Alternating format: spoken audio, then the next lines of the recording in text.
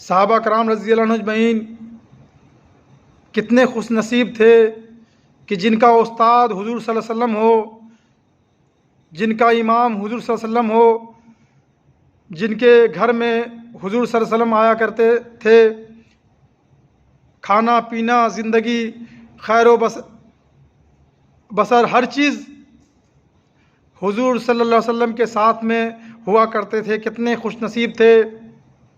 اور اس خوش نصیبی میں ہمارا بھی دل کرتا ہے اور آپ کا بھی دل کرتا ہے کہ کاش اس وقت ہم بھی پیدا ہوتے تو ہم بھی جو ہے حضور صلی اللہ علیہ وسلم کے ساتھ میں نماز پڑھتے، روزے رکھتے، ساتھ میں زندگی بسر کرتے. میرے بچے ہوتے تو ان کا نام آپ صلی اللہ علیہ وسلم رکھتے. میرے بچے کے پیدائش ہونے پہ آپ صلی اللہ علیہ وسلم کی لعاب میرے بچے کے منہ میں جاتی.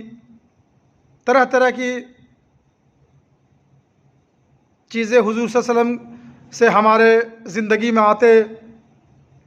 یہ سب تو ٹھیک ہے، مگر کہنا یہ چیز ہے کہ صحابہ کرام رضی اللہ عنہ اجمعین اگر ایک حکم کو، ایک نبی کے حکم کو، ایک نبی کے اشاروں سے انکار کر دیتے تھے تو وہ تو کافر ہو جایا کرتے تھے.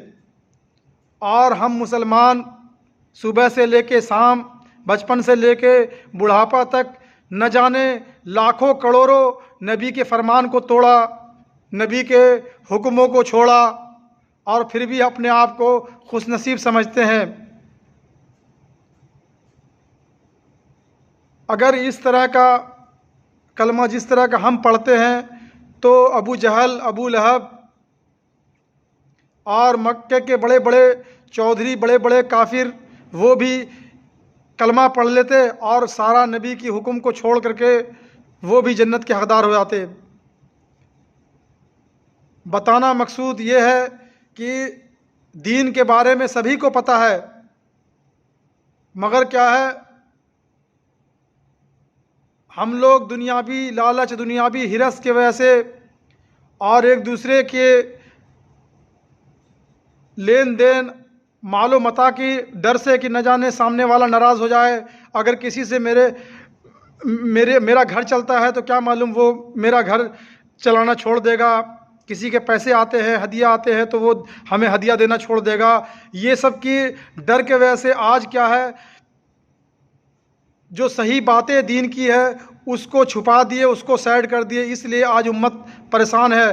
صحابہ کرام رضی اللہ عنہ اجمعین یا بزرگان دین رحمہ اللہ ان سب چیزوں پہ فکر ہی نہیں کرتے تھے کہ ہم کسی کا گھر چلاتے ہیں، ہم کسی کو پالتے ہیں. آج ہم بوڑھے ماں باپ پہ ترس نہیں کھاتے، بوڑھے استاد پہ ترس نہیں کھاتے، کوئی داڑھی والے پہ ترس نہیں کھاتے، کوئی ٹوپی والے پہ ترس نہیں کھاتے. ہم کیا ترس کھاتے حضور صلی اللہ علیہ وسلم پہ؟ ہم کیا ان کی محبت کرتے جب ہم اپنے ماں باپ کی محبت نہیں کرتے ہیں اور بوڑھوں استاد کی محبت نہیں کرتے ہیں، داڑھی ٹوپی والے کی محبت کرتے ہیں؟ کیا محبت کرتے حضور صلی اللہ علیہ وسلم کی؟ اور اگر ہم چاہتے ہیں حضور صلی اللہ علیہ وسلم کی محبت کرے تو ہم ان چھوٹے چھوٹے چیزوں پہ عمل کرے تو ہمیں انشاءاللہ وہی محبت مل جائے گا جو صحابہ کرام رضی اللہ عنہ اجمعین کو ملا تھا.